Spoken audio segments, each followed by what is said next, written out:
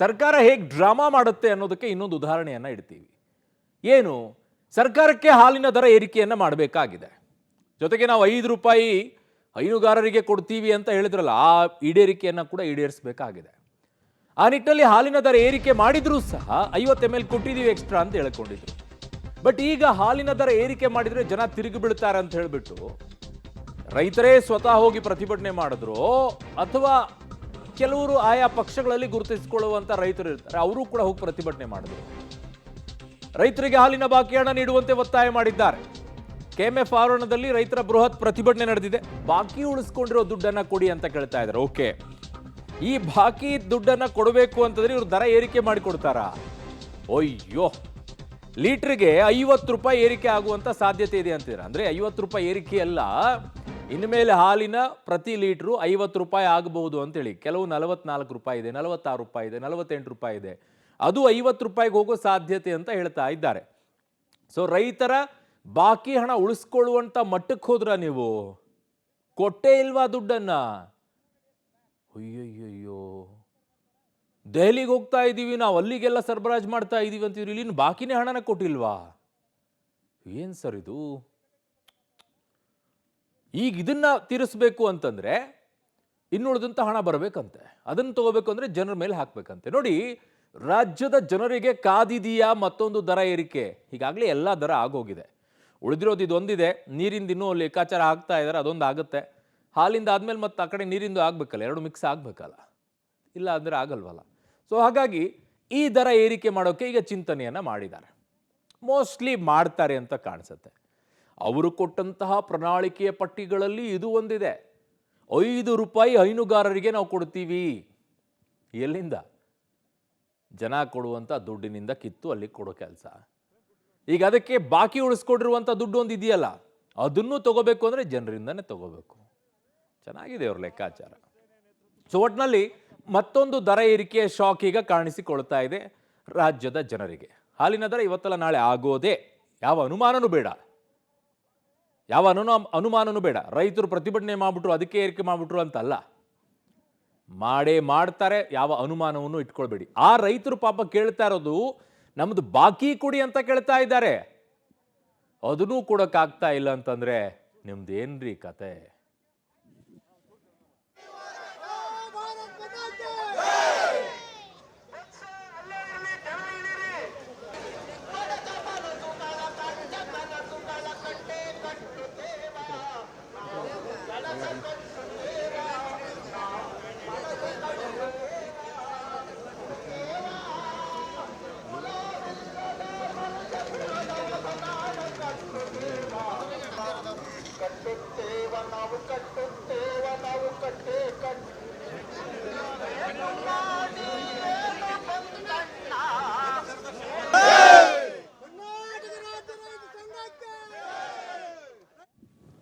ಹಾಲಿನ ದರ ಏರಿಕೆಯನ್ನ ಮಾಡಿ ಅಂತ ಹೇಳಿ ಅವರು ಕೊಡುವಂತ ಹಾಲಿನ ದರವನ್ನು ಏರಿಕೆ ಮಾಡಿ ಅಂತಿದ್ದಾರೆ. ಜನರಿಗೆ ಕೊಡುವಂತ ಹಾಲಲ್ಲ.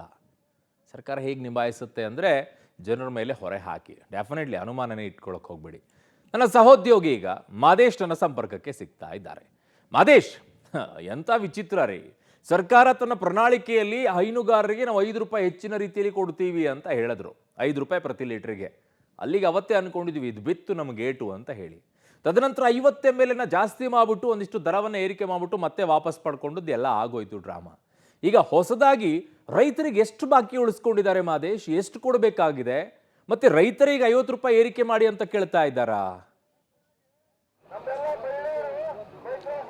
ಅರುಣ್, ಕೋಟ್ಯಾಂತರ ರೂಪಾಯಿ ಬಾಕಿಯನ್ನು ಉಳಿಸ್ಕೊಂಡಿದೆ ಸರ್ಕಾರ. ಜೊತೆಗೆ ಬೇರೆ ರಾಜ್ಯಗಳಿಗೆ ಕಂಪೇರ್ ಮಾಡಿದರೆ ಇಲ್ಲಿಗೆ ಅಂದರೆ ನಮ್ಮ ರಾಜ್ಯದಲ್ಲಿ ಕೊಡ್ತಾ ಇರುವಂಥದ್ದು ತುಂಬ ಕಡಿಮೆ ಅನ್ನುವಂಥ ಆಕ್ರೋಶವನ್ನು ರೈತರು ವ್ಯಕ್ತಪಡಿಸ್ತಾ ಇರುವಂಥದ್ದು. ಪ್ರತಿ ಬಾರಿ ಹಾಲಿನ ದರವನ್ನು ಏರಿಕೆ ಮಾಡುವಂಥ ಸಂದರ್ಭದಲ್ಲಿ ಬೇರೆ ರಾಜ್ಯಕ್ಕೆ ಕಂಪೇರ್ ಮಾಡಾದರೂ ಕೊಡಿ ಅನ್ನೋ ಥರದ ಒತ್ತಾಯವನ್ನು ರೈತರು ಮಾಡ್ತಾ ಇದ್ರು. ಆದರೆ ಅದ್ಯಾವುದನ್ನು ಕೂಡ ಮಾಡ್ತಾ ಇರಲಿಲ್ಲ. ಈಗ ಕಡಾಖಂಡಿತವಾಗಿ 50 ರೂಪಾಯಿ ನೀವು ಏರಿಕೆ ಮಾಡಲೇಬೇಕು ಅನ್ನುವಂಥ ಒತ್ತಾಯವನ್ನು ರೈತರು ಮಾಡ್ತಾ ಇರುವಂಥದ್ದು.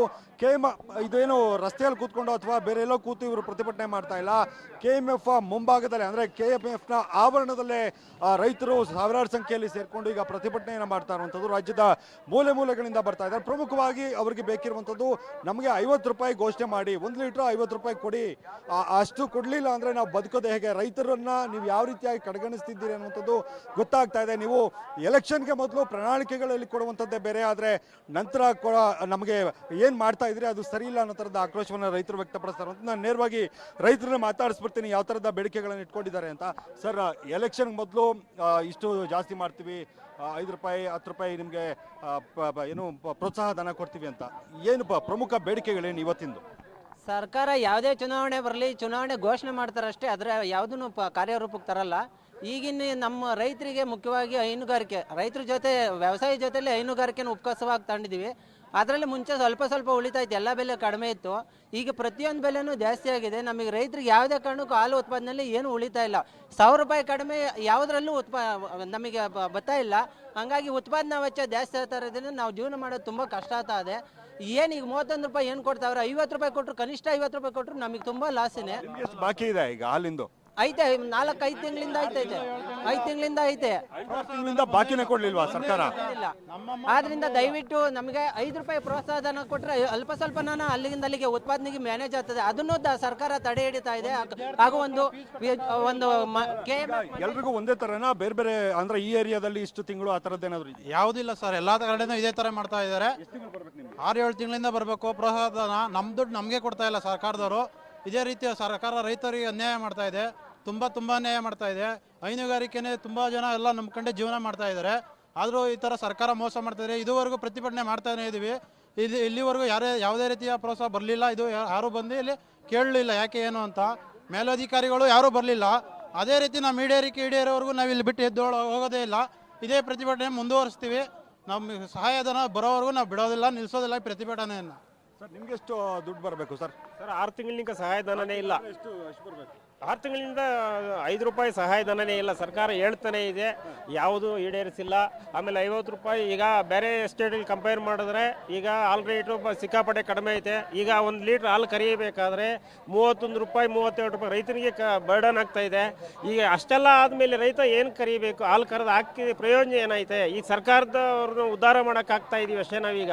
ಈಗ KMF MD 20 ದಿವಸ ಆಯಿತು ನಾವು ಸ್ಟ್ರೈಕ್ ಮಾಡ್ತೀವಿ ಅಂತೇಳಿ. KMF MD ಉದ್ದೇಶಪೂರ್ವಕವಾಗಿ ಇವತ್ತೇ ರಜಾ ತಗೋಣವನಂದ್ರೆ ಅಲ್ಲಿಗೆ ಇವರೆಲ್ಲ ಕಳ್ಳರು, ಇವರಿಗೆ ಸರ್ಕಾರನೇ ಕಳ್ಳ. ಈಗ 20 ದಿವಸ ಆಗೈತಲ್ಲ ಸರ್, ಈಗ ಇದು ಅಲ್ಲಿಗೆ ಇದು ಮಾಡಿ ಏನಂತ ಸ್ಟ್ರೈಕ್ ಮಾಡ್ತೀವಿ ಅಂತೇಳಿ. KMF MD ಉದ್ದೇಶಪೂರ್ವಕ ರಜಾ ತಗೋಣವನಲ್ಲ, ಇಲ್ಲ ರೆಸಾರ್ಟು ಅಲ್ಲೇ ಎಲ್ಲೋ ಇರ್ತಾನೆ. ಈಗ ಈ ಅಧಿಕಾರಿ ಕರ್ಸೋಕ್ಕಾಗಲ್ಲ ಅವ್ರನ್ನ.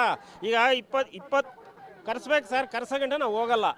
ಈಗ ಆಮೇಲೆ ಈಗ 30-31 ರೂಪಾಯಿ ಖರ್ಚು ಬರ್ತಾ ಇದೆ ನಮಗೆ ಹಾಲಿನ ರೇಟ್. ಇವ್ನು ಕೊಡೋದು ಎಷ್ಟು? 29 ರೂಪಾಯಿ ಕೊಡ್ತಾ ಇದ್ದಾರೆ. ಅದನ್ನ ಪ್ಯಾಟ್ ಮೇಲೆ ಡಿಪೆಂಡು. ಈಗ KMF MD ಬರೋ ಗಂಟ ನಾವು ಇಲ್ಲಿಂದ ಬಿಟ್ಟು ಕದಲಲ್ಲ ಅಷ್ಟೇ. ಓಕೆ, ಇದು ಅರುಣ್ ರೈತರು ಹೇಳ್ತಾ ಇರುವಂಥದ್ದು. MD ಬರಬೇಕು, ನಾವು 20 ದಿನಗಳ ಹಿಂದೆ ಪ್ರತಿಭಟನೆ ಮಾಡ್ತೀವಿ ಅಂತ ಹೇಳಿದ್ವಿ. ಆಗ್ಲಿಂದಲೂ ಕೂಡ ನಮ್ಮ ಜೊತೆ ಮಾತಾಡುವಂಥದ್ದು ಅದ್ಯಾವುದನ್ನು ಕೂಡ ಮಾಡಿಲ್ಲ. ಆದರೆ ಇವತ್ತು ರಜಾ ಹಾಕೋಗಿದ್ದಾರೆ MD. ಅಂದರೆ ಬೇಕು ಅಂತಲೇ ನಮ್ಮಿಂದ ತಪ್ಪಿಸ್ಕೊಳ್ಳೋದಕ್ಕೋಸ್ಕರ ಅವ್ರು ಯಾವುದೋ ರೆಸಾರ್ಟ್ಗೆ ಹೋಗಿದ್ದಾರೆ ಅನ್ನೋ ಥರದ ಆರೋಪವನ್ನು ರೈತರು ಮಾಡ್ತಾ ಇರುವಂಥದ್ದು. ಒಟ್ಟಾರೆ ನಮಗೆ ಇರುವಂಥ ಬಾಕಿ ಕೊಡಬೇಕು, ಜೊತೆಗೆ 50 ರೂಪಾಯಿನ ಕೊಡಬೇಕು, ನಾವು ಸರ್ಕಾರವನ್ನು ಸಾಕ್ತಾ ಇರುವಂಥದ್ದು ಅನ್ನುವಂಥ ಆಕ್ರೋಶವನ್ನು ರೈತರು ವ್ಯಕ್ತಪಡಿಸ್ತಾ ಇದ್ದಾರೆ. ಅರುಣ್, ಧನ್ಯವಾದಗಳು ಮಾದೇಶ್. ಇಷ್ಟೆಲ್ಲ ಮಾಹಿತಿಗೆ. ರೈತರಿಗೆಲ್ಲ ಪ್ರೊಟೆಸ್ಟ್ ಮಾಡಬಾರ್ದಪ್ಪ. ಯಾಕೆ ಹೇಳ್ತೀನಿ ಕೇಳಿ. 2000 ರೂಪಾಯಿ ಕೊಡ್ತಾ ಇಲ್ವಾ ಗ್ಯಾರಂಟಿಯಲ್ಲಿ ನಿಮ್ಮ ಮನೆಯಲ್ಲಿ? ಅವ್ರು ಹೇಳಿರೋದೇನು? 500 ರೂಪಾಯಿ ಸಿಲಿಂಡ್ರಿಗೆ. ಇನ್ನುಳಿದಂಥ ಬೆಲೆ ಏರಿಕೆ ಏನಿದೆ ಆ 500 ರೂಪಾಯಿ ಅದಕ್ಕೆ. ಸೊ ಹಾಗಾದ್ರೆ ಡಿವೈಡ್ ಮಾಡಿ ಕೊಟ್ಟಿದ್ದಾರೆ. ನೀವೆಲ್ಲ ಅದನ್ನು ನೋಡಿದ್ದೀರಾ? ಪ್ರೊಟೆಸ್ಟ್ ಎಲ್ಲ ಹಂಗೆ ಮಾಡಬಾರ್ದು. ಬೆಲೆ ಏರಿಕೆ ಆದರೆ ಅದರಲ್ಲಿ ಅಡ್ಜಸ್ಟ್ ಮಾಡ್ಕೊಳ್ಬೇಕು. 2000 ರೂಪಾಯಿ ಕೊಡ್ತಾ ಇಲ್ವಾ? ಅಸಹ್ಯ ಆಗಬೇಕು ಸರ್ಕಾರಕ್ಕೆ. ಇನ್ನೂ ಹಾಲಿನ ದರ ಪ್ರೋತ್ಸಾಹ ಧನವನ್ನು ಅವ್ರಿಗೆ ಇಟ್ಟಿಲ್ಲ ಅಲ್ಲ, ನೀವು ಕೊಟ್ಟಿಲ್ವಲ್ಲ, ನಿಮಗೇನು ಅನಿಸಲ್ಲ.